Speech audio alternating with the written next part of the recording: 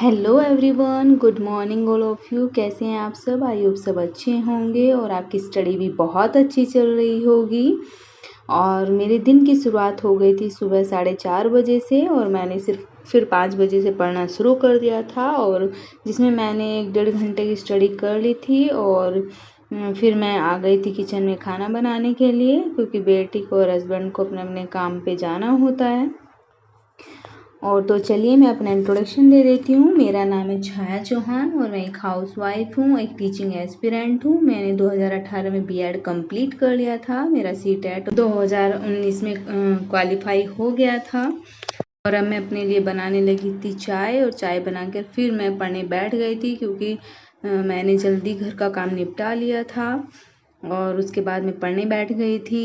हमें अपने समय की कद्र करनी चाहिए, क्योंकि जब हम समय की कद्र करेंगे तो समय हमारी कद्र करेगा। अगर हम समय की अहमियता को नहीं जानेंगे तो वो हमारी अहमियता भी नहीं जानेगा। इसके लिए मैं एक छोटी सी कहानी सुनाना चाहूँगी।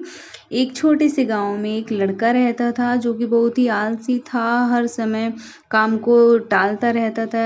उसकी यह आदत थी कि वह ज़रूरी काम हमेशा देर से ही करता था, और इस वजह से वह अपनी पढ़ाई में और ज़िंदगी के दूसरे मामलों में पीछे रह गया। और वह घर वाले और टीचर्स उसको बार बार समझाते थे कि अपने समय की कद्र करो, लेकिन वह उनकी बात नहीं मानता था और अपने फ्यूचर के बारे में भी बिल्कुल नहीं सोचता था। उसे कोई चिंता ही नहीं थी। वह अपना समय बेकार की चीज़ों में वेस्ट किया करता था।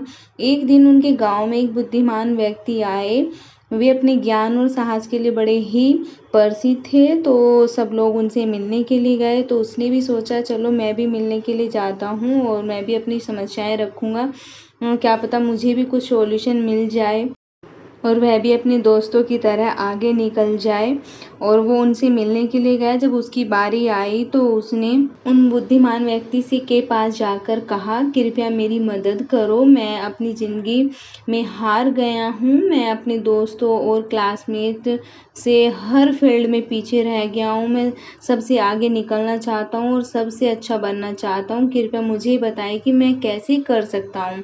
बुद्धिमान व्यक्ति ने उस लड़के को प्यार से देखा और बोला कि मेरे बच्चे, तुम इसीलिए तकलीफ में हो क्योंकि तुम अपने समय की कद्र नहीं करते हो। तुम अपना काम हमेशा टालते रहते हो और अपने अनमोल पल को बेकार की चीज़ों में ही वेस्ट कर देते हो। चलो मैं तुम्हें एक कहानी सुनाता हूँ और उससे तुम्हें कुछ सीखने को मिलेगा और तुम समय की कद्र समझ पाओगे। लड़का ध्यान से सुनने लगा। बुद्धिमान व्यक्ति ने कहानी शुरू की कि एक बार एक राजा था, जो बहुत ही दयालु और उदार था। वह अपनी प्रजा से बहुत प्यार करता था। वह हमेशा उनकी मदद करता रहता था। एक दिन उसके अपने पुराने दोस्त से मुलाकात की, जो उसके साथ गुरुकुल में पढ़ा करता था। वह दोस्त भी बहुत गरीब और आलसी था। उसके पास ना तो नौकरी थी, ना पैसा था, ना इज्जत थी। वह हमेशा अपनी किस्मत को कोसता रहता था और अपनी परेशानियों के लिए दूसरों को ही दोष देता था। राजा ने अपने दोस्त को पहचान लिया और उसके हाल चाल के बारे में पूछा। तो उसके दोस्त ने कहा कि मेरे पास कोई भी नौकरी नहीं है, और मुझे ये समझ भी नहीं आ रहा है कि मुझे सब ये लोग क्यों कहते हैं कि मैं कुछ नहीं कर सकता। जब मैं नौकरी के लिए जाता हूँ तो सब मना कर देते हैं।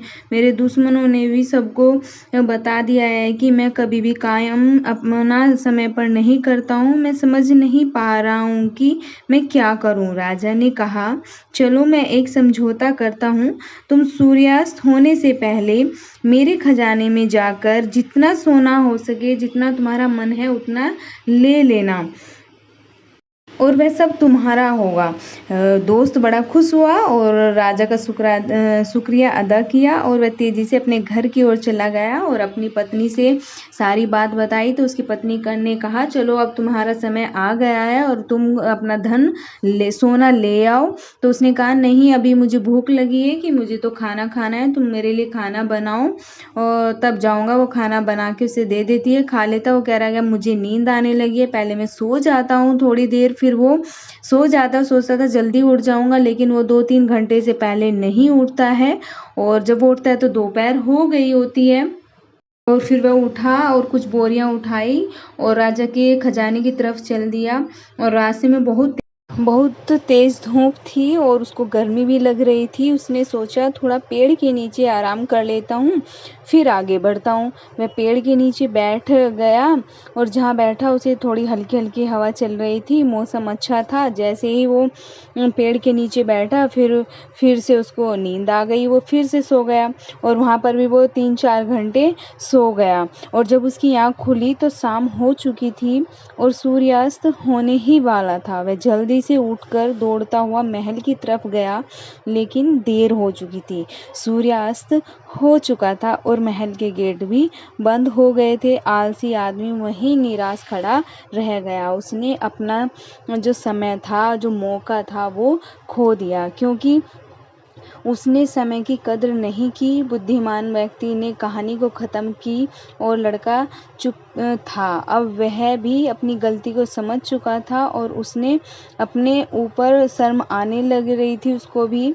उसने बुद्धिमान आदमी का शुक्रिया किया और अपने तरीकों को बदलने की कसम खाई। उसने समझ लिया कि समय अनमोल होता है और इसे कभी भी वेस्ट नहीं करना चाहिए।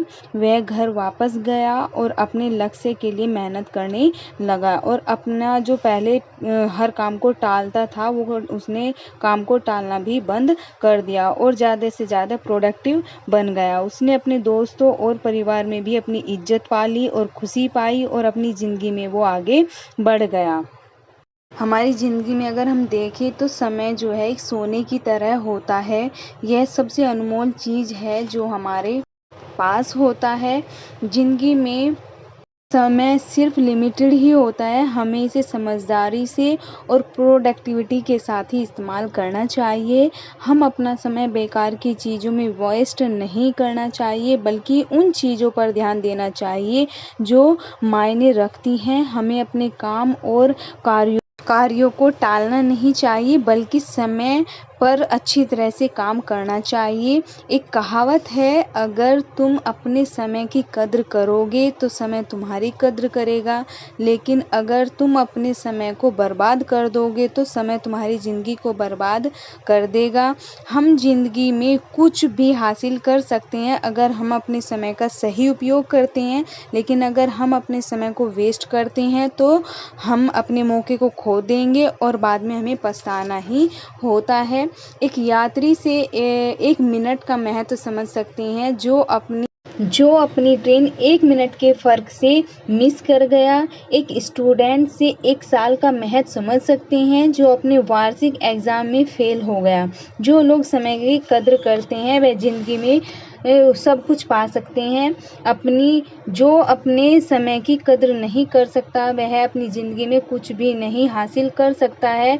अगर हमें अपनी ज़िंदगी में कुछ करना है तो कभी भी आलसी और टालने वालों की श्रेणी में नहीं आना चाहिए। एक दिन हमें भी पछताना ही हो जाता है। जैसे सूर्य अस्त होने से पहले वह व्यक्ति महल नहीं पहुंच पाया था। इसीलिए हमेशा समय का सही उपयोग करो। अपने परिवार और दोस्तों के साथ छोटे छोटे पल का एंजॉय करना चाहिए। ऐसा करने से हम अपने लक्ष्य और सपने को भी हासिल कर पाते हैं और एक संतुष्ट और पूरी ज़िंदगी को अच्छे से जी पाएंगे। अगर आपको ये स्टोरी अच्छी लगी हो तो please like, share, comments. Thanks for watching.